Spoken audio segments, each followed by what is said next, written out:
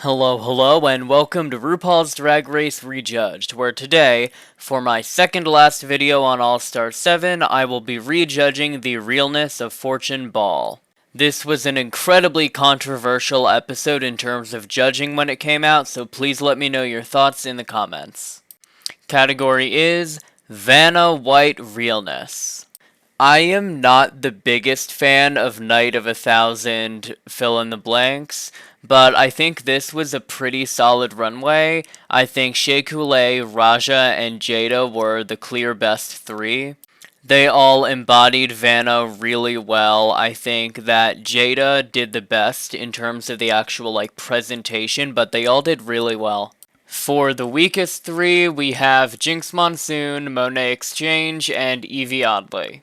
Jinx had a really good presentation of her runway, however, it doesn't really give as much Vanna White as some of the other looks. However, I think Monet and Shea were the bottom two here.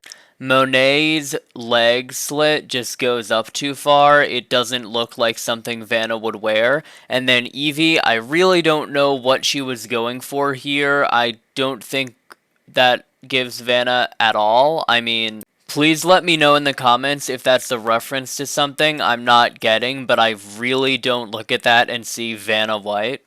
Category is before and after, and I think this is one of the greatest runway categories of all time just based off how much you can do with it. So many queens went in so many different directions, and it was really hard to pick just a top three and just a bottom three for this one. For the top three, I went with Shea Coulee as the Gold Tooth Fairy, Jinx Monsoon as Whatever Happened to Baby Jane Fonda, and Jada Essence Hall as the Bag Lady in Red. All three of these queens not only had incredible concepts for their looks, they had great execution, and honestly, the delivery on the runway really sold it for them. They all had so much personality with what they were doing. For the weakest three, it was really hard, but I went with the Vivienne as Princess Diana Ross, Monet Exchange as Bob the Drag Queen Elizabeth, and Raja as Olivia Newton-John Waters. Vivienne is here mainly because I'm not really getting Princess Diana from what she showed outside of a bit on the presentation. It was good, it was just on the weaker side. I think that while Monet had one of the best concepts of the night, the execution was just not really there. I think the neon was a great reference. I think the purse was pretty solid. It just didn't click for me for some reason. I don't know why. And then with Raja, I think it was just a weak look overall. It's the outfit from Greece, and then if you squint, you can see a John Waters mustache, and that is the combination. I just don't think it's enough. I know that so many people have done so many of their own before and afters.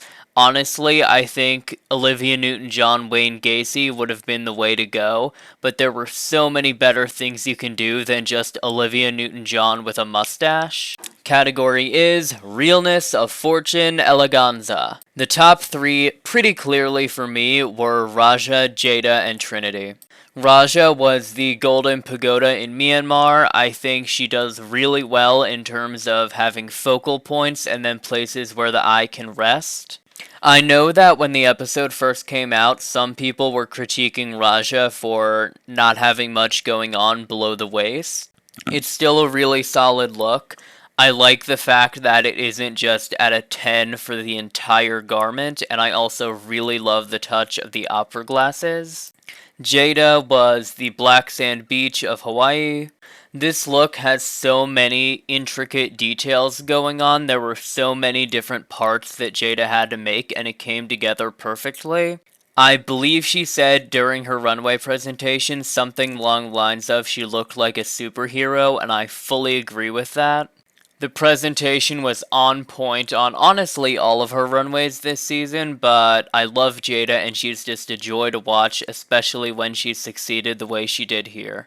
The final member of the top three is Trinity the Tuck. Not only was she able to whip up this incredible look really quickly, She was also able to help multiple other queens with their garments, which I really appreciate. I think the hair matches with everything perfectly. The length of the hair is incredible. I really like just the concept of it. There's so many details you only see looking at it like the fourth or fifth time.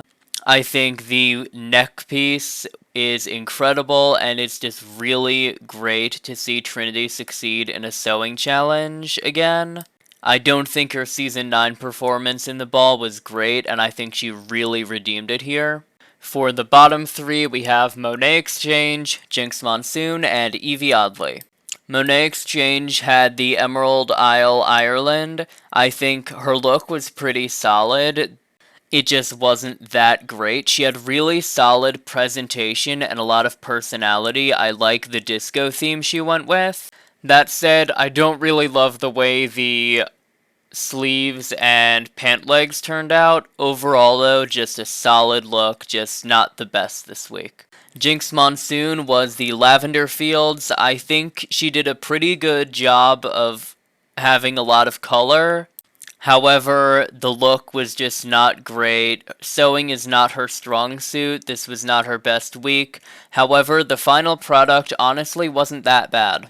And finally, we have Evie Oddly, who was the Pink City of India. This look, I think it was a really interesting concept. I just don't think the execution was there. She said she was going for an editorial ghost, and while I kind of got that, I did not like it. I think the coral shoes did not match with the actual garment she had. I didn't really like the hair. I love a lot of Evie's stuff. This look just didn't hit for me the way a lot of her other runways did. Finally, we have the scoring table. The best look of each category gets 10 points. The second and third best looks get 7. The looks that were not addressed got 5. The third worst look got 2, and the 2 worst looks of the category got 1 point each. I won't list off every single queen's placement for every single category. I will just give you the highlights. Jada Essence Hall is in first place with 40 points, being the best in every single category. This really was her episode. Trinity the Tuck and Shea Coulee are tied for second place. As great as Raja's looks were, I think that Olivia Newton-John Waters' look really drags her down, and Shea and Trinity just had overall pretty strong performances. Raja is in a very close fourth place with 22 points. I think if the scaling were a bit different, she would be higher, but this is the way it worked out. In fifth place is the Vivian. I think it was just an overall safe episode for her. Nothing she did was really outside of the box.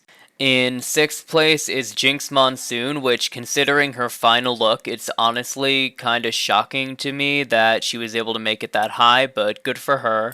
In seventh place is Evie Oddly. She had 2 bad looks and 1 okay look, which got her 8 points. And in last place, somehow, at 6 points, we have Monet Exchange. I really didn't think it would work out like this when I was making the video. I think her performance this episode was pretty solid, but unfortunately the scoring system I used here kinda did her really, really dirty, which is unfortunate. Finally, in terms of the judging, I decided to go based off all the scores and my personal opinions, with a top 2 of Jada Essence Hall and Trinity the Tuck. While Shea Coulee also could have been up there, I went with Trinity because her final look was better than Shea's, and Shea's score was kinda dependent on her first 2 looks. Raja and Shea are high, and the rest of the queens are safe. Jada and Trinity lip-sync to Greenlight by Beyonce, Jada wins, and Jinx Monsoon is blocked. Thank you all so much for watching. Please tune in to the All-Star 7 Rejudged video. It is coming out tomorrow. But at least for today, this is all I have for you.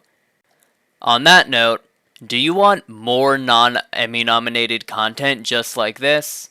Well then subscribe for more gay shit.